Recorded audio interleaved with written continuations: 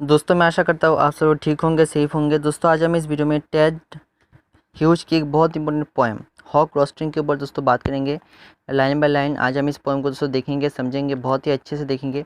तो चलिए दोस्तों वीडियो को स्टार्ट करते हैं। वीडियो को स्टार्ट करने से पहले दोस्तों प्लीज़ सब्सक्राइब कीजिए, उसके बाद बेल आइकन को प्रेस कर और क्वेश्चन को क्लिक कीजिए। थैंक यू सो मच दोस्तों। चलिए वीडियो को स्टार्ट करते हैं, लेट्स बिगिन। दोस्तों ये जो पोएम है हॉक रोस्टिंग, यहाँ पे दोस्तों पोएट ने एक ऐसे हॉक के बारे में बताया है जो बहुत ही एरोगेंट है, जो सोचता है कि ये दुनिया उसके कब्ज़े में है और वो बहुत ही एरोगेंट है, बहुत ही ईगो है उसमें। तो एक हॉक को लेकर इस पोएम को लिखा गया है। तो चलिए लाइन बाय लाइन इस पोएम को देखते हैं और समझते हैं। दोस्तों इस पोएम में जो स्पीकर है वो खुद हॉक ही है। तो चलिए देखते हैं। I sit in the top of the wood, my eyes close. दोस्तों यहाँ पे वुड का मतलब है ट्री। यहाँ पे हॉक ये बोल रहा है कि वो एक ट्री के ऊपर बैठता है और जब भी वो ट्री के ऊपर बैठता है उसका जो आइस है वो क्लोज रहता है। वो आइस को क्लोज कर कर ट्री के ऊपर बैठता है। In action no falsifying dream between my hook head and hook feet. और जब भी ट्री के ऊपर बैठता है वो कोई एक्शन नहीं करता, वो बहुत ही स्टिल होकर बैठता है और वो कोई फॉल्स ड्रीम देखता नहीं है, क्योंकि उसके आइस जो है वो क्लोज रहता है। तो इसका मतलब ये नहीं है कि वो कोई ड्रीम देख रहा है, तो वो कोई ड्रीम नहीं देखता।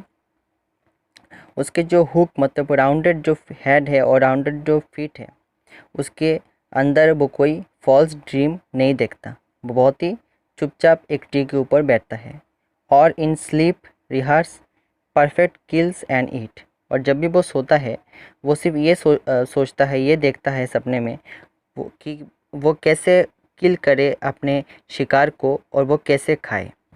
दोस्तों यहाँ पर देख सकते हैं ये हॉक कितना एरोगेंट है। वो ये बोल रहा है कि वो किस तरह से बहुत ही परफेक्ट आपका स्ट्रेटजी बनाता है कि वो कैसे किल करे और कैसे खाए। The convenience of the high trees, जितने भी ट्रीज़ है इस दुनिया में वो उसके हिसाब से परफेक्ट है। मतलब इसका लाइन का मतलब ये है दोस्तों कि उसको लगता है कि दुनिया भगवान ने उसके हिसाब से ही पूरा जो दुनिया के जितने भी ट्रीज़ है उसको बनाया है, हाई ट्रीज़ को बनाया है, ताकि वो अच्छे से किल कर सके अपने शिकार को। The ears buoyancy and the sun's ray are of advantages to me. और एयर के जो स्पीड है और सन के जो रे है वो उसके फ़ायदे के लिए ही बने हैं इस दुनिया में। And the earth face upward for my inspection. और ये जो अर्थ का जो स्ट्रक्चर है, जो अर्थ का जो हमारा दुनिया का जो स्ट्रक्चर है वो उसकी इंस्पेक्शन के लिए बनाया गया है कि वो कैसे किल करे, कहाँ पे वो जाए किल करने के लिए, उस हिसाब से ये अर्थ को बनाया गया है।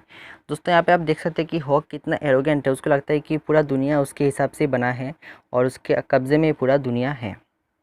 My feet are lock upon the rough barks. और वो जब भी पेड़ों के डाले में बैठता है वो बहुत ही कंफर्टेबली बैठता है। हालांकि जो डालियाँ है वो बहुत ही रफ होते हैं लेकिन उसके लिए कंफर्टेबल है।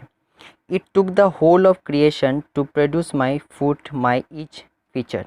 और इस उसके फुट और उसके जो फीचर है उसके बॉडी को बनाने के लिए पूरा एक क्रिएशन लग गया, ये वो सोचता है, क्योंकि उसको लगता है कि वो बहुत ही परफेक्ट है और उसको बनाने के लिए भगवान ने बहुत ही टाइम लिया है। एक क्रिएशन को भगवान ने लिया है उसको बनाने के लिए। Now I hold creation in my foot. और अभी पूरा जो दुनिया है वो उसके कब्ज़े में है, उसके दुनिया के जितने भी क्रिएशन है वो उसके पैरों के नीचे है, वो ये समझता है। और fly up and revolve it all slowly.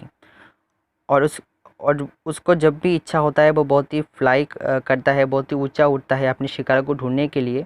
और वो जब भी चाहे इस दुनिया में कहीं पर भी वो घूम सकता है धीरे धीरे, क्योंकि उसको लगता है कि पूरा दुनिया उसके कब्ज़े में है और उसके हिसाब से बना हुआ है। I kill where I please because it is all mine.